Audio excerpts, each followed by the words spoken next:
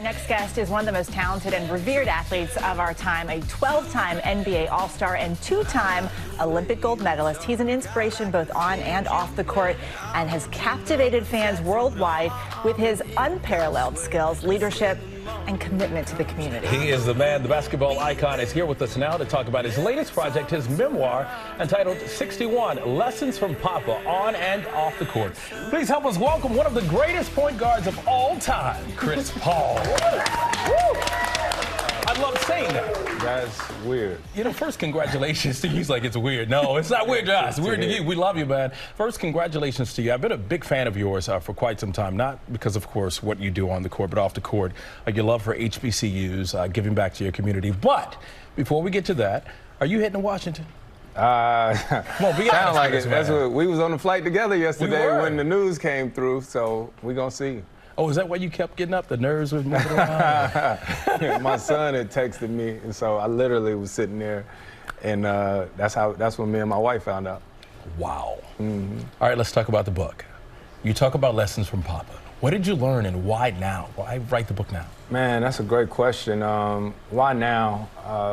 I started this during the pandemic, right, when everyone was home, and I was like, man, is this the time to do it?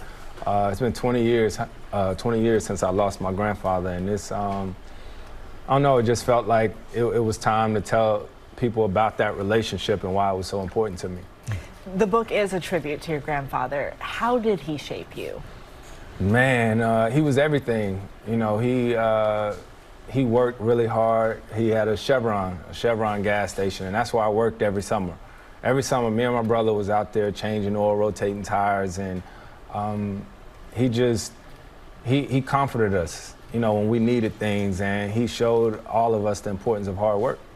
And that service station was the first black-owned? It was the first black-owned service station in North Carolina, and it was priceless, those memories. I lost my grandmother when I was 7, so just like any kid, I used to try to get my grandfather to come live with us.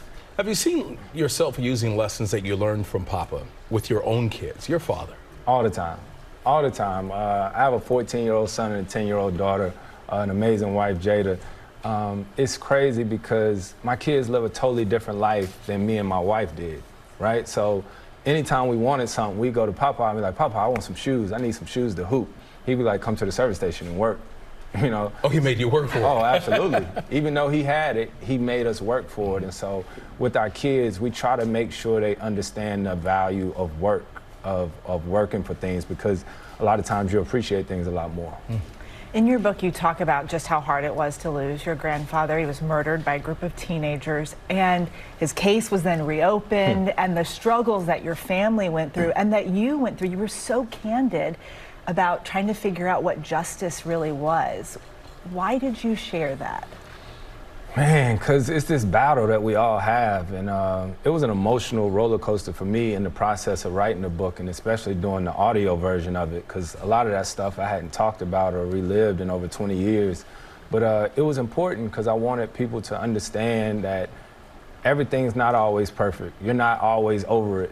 You know, you deal with things in different times, so it may be 2 days, it may be 2 years, you know, but all of those emotions and feelings are real. And you just talked about your grandfather being one of the first. Today is Juneteenth. Yep. We've come a long ways as a country, but we still got a long ways to go. Your thoughts now? Yeah, you're exactly right. And it's amazing to see this day celebrated now, right? Because life is about education and finding out things that you didn't know. And that's what really got me back in HBCUs. Because when you grow up as a kid, you just see these schools and universities, but don't understand the funding behind them and everything that took place and why these schools are important. Well, CP3, it's good to have you on. I got to see you in some Jackson State swag, so I'll make sure you get some. Repping for Jackson State. All right. Again, in Chris's book, 61 Lessons from Papa, on and off the court, is available tomorrow everywhere books are sold. Again, thank you very much. Thank you, God. Well, hey there, GMA fans. Robin Roberts here. Thanks for checking out our YouTube channel. Lots of great stuff here. So go on, click the subscribe button right over here to get more of awesome videos and content from GMA every day, anytime. We thank you for watching, and we'll see you in the morning on GMA.